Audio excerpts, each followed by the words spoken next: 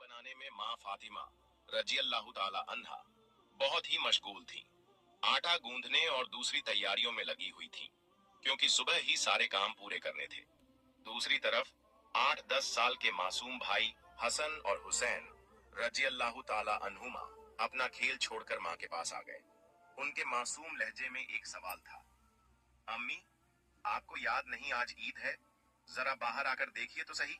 मोहल्ले के लड़के लड़कियां नए नए कपड़े पहनकर कितने खुश हो रहे हैं, और हमने तो अभी तक नए कपड़े भी नहीं पहने।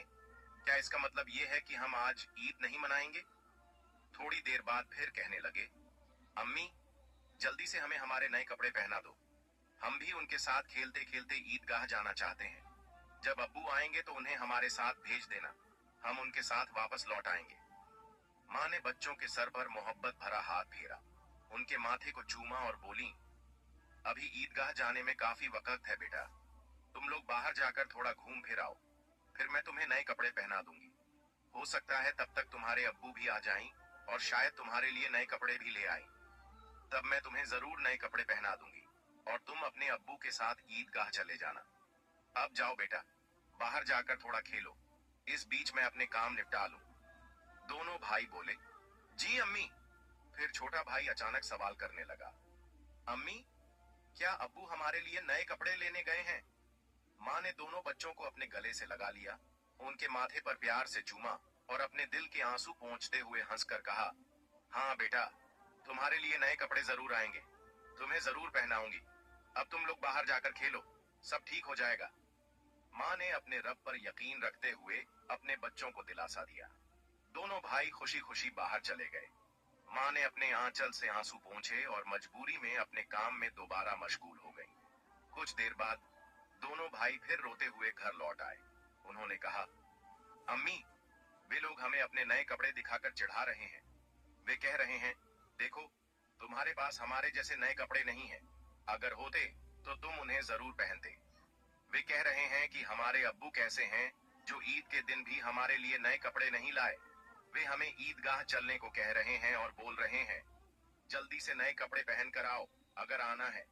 वे खजूर के पेड़ के नीचे खड़े हैं और हमारा इंतजार कर रहे हैं जब तक हम नए कपड़े पहनकर उनके साथ न चलें। अम्मी, अब्बू अभी तक क्यों नहीं आए? अम्मी, हमें जल्दी से नए कपड़े पहना दो ताकि हम उनके साथ ईदगाह जा सकें। मासूम बच्चों की इस गुजारिश को सुनकर अम्मी अपने जज्बातों पर काबू नहीं रख सकी। आंसू रोकना उनके लिए बहुत मुश्किल हो गया, लेकिन बच्चे अम्मी को मजबूती से गले लगाकर खामोशी से उनकी ओर देख रहे थे। कुछ ही पल में खुद को संभालते हुए अम्मी ने आंसू पोंछे और चेहरे पर जबरन हल्की सी मुस्कान लाते हुए बोली, अभी बाहर जाने का वक्त नहीं हुआ है बेटा, इतनी जल्दी क्यों कर रहे हो? नमाज के लिए अभी काफी समय है। इस दौरान बाहर जाकर थोड़ा घूम फिर लो, और देखो तुम्हारे अब्बू कहाँ हैं, उन्हें ढूंढ कर ले आओ। तब तक मैं अपना बाकी काम निपटा लेती हूँ। थोड़ा सा ही काम बचा है।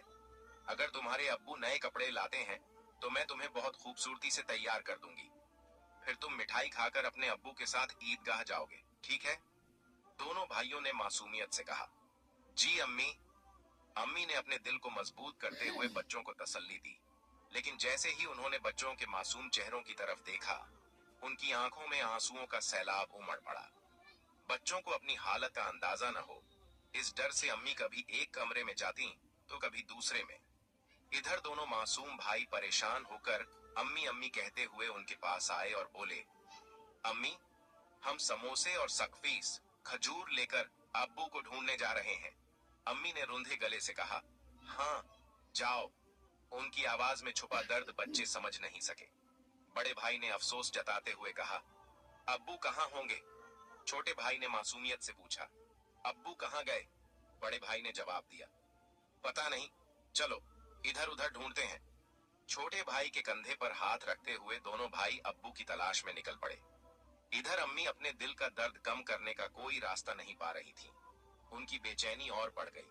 वो सोचने लगी, मैं अपने मासूम बच्चों को कैसे बताऊं कि आज उन्हें नए कपड़े पहनाने के साधन हमारे पास नहीं है? उन्हें कैसे तसल्ली दूं? आज तो ईद का दिन है, मैं जो भी कहूंगी, क्या मेरे बच्चे मेरी बात मानेंगे? या अल्लाह, क्या तेरे अलावा मेरा कोई और सहारा नहीं? ईद के लिए जो मिठाई बनाई है वो भी कई दिनों तक थोड़ा थोड़ा गेहूं बचाकर तैयार की है, उसी से हलवा और रोटी बनाई है। लेकिन नए कपड़े कहां से लाऊं? या अल्लाह, ये बोझ क्यों डाल दिया इस माँ के सर पर? तू तो सबकी हालत जानता है, मैं इन मासूम बच्चों को कैसे समझाऊं? या अल्लाह, तू रहम दिल और सर्वशक्तिमान है। झूठ बोलना गुनाह है, ये जानते हुए भी मैं अपने बच्चों को झूठी दिलासा और झूठी उम्मीद देकर बहला रही हूँ। लेकिन अब मैं क्या करूं? तू ही बता दे। या अल्लाह, तू मुझे रास्ता दिखा। तू मेरे गरीब घर की हालत जानता है, तू ही मेरी मदद कर। ये कहते कहते माँ रोने लगी और जोर जोर से चक्की चलाने लगी। चक्की की घर घर की आवाज के साथ उनके दिल का दर्द भी बाहर निकलने लगा। आंसू पोंछते हुए भले ही मिठाई बनाने का काम तेजी से चल रहा था, लेकिन जैसे ही यह काम पूरा होने को आया, एक और मुश्किल सामने खड़ी हो गई। तभी अम्मी, अम्मी कहते हुए दो मासूम बच्चे माँ के पास आकर खड़े हो गए। माँ ने जल्दी से अपने